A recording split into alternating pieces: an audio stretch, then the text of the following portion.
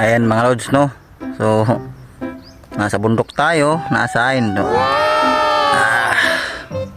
So mag-CR muna tayo mga lods. Sintabi po ko makain dyan. Ngayon talaga yung buhay natin, no lods, no. Pugmasahin tayo sa bundok. So dito tayo talaga sa ano, yan, no. Yan. So saan ba tayo magbabawas? Kaya dito sa bundok, no. Yan, kasi nga, oh, walang tao dito. Ayan, oh. Oh.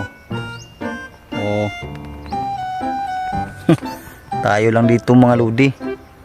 Kaya magbawas tayo dito. Kung sa sapa man tayo, dun sa sapa pa rin tayo mag-CR, no.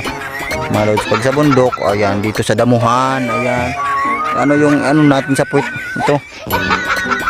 Itong hagsa, no. Ayo. Ito matulis to mga lods, yan, oh. Ano natin sa katapos natin magbukas. Sino yung nakarelate nito mga lods, no? Dami talaga pag maano talaga sa bukid, walang ano, tubig dito. Ayan, mga damo-damo, yung mga dahon-dahon, ito pwede na to, no? Damihan mo lang mga lods, no? Hindi naman pwede yung kahoy kasi madumi yung kahoy, ano. Madumi yan, nagkalupa-lupa yung puwit mo. Yan. Pwede din yun, ganun mga lods, yan. Yun, pwede din yan. Pero medyo makati yan sa puwit. No, mas maganda yung sa gimsim, yan, no. Yan, pwede yan. Naman talaga yung sa bundok mga lods, no. Kahit kalimutan natin magdala ng wipes, no. Wipes ang pinaka-importante sa ready tayo, no. Magdala tayo ng wipes kung ma-assign tayo sa bundok. Lighter, lahat magdala tayo, no. Lutuan, kasi nga minsan pag umulan dito, meron din dapat punso, no, at saka yung trapal sana. Para kung may maulan, yan, may masasilungan ka.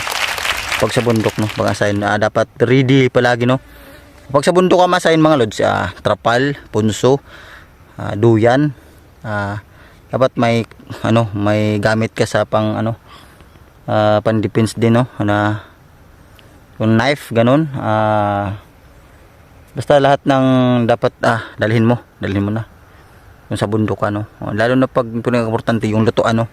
Kasi pag malamig yung panahon, may mainitan ka, magkakape ka, no. Yan mga lods, no. Yan po ang video for today mga lods, no. Bye bye. So ang title nito mga lods is magbabawas sa bundok, wala namang iba.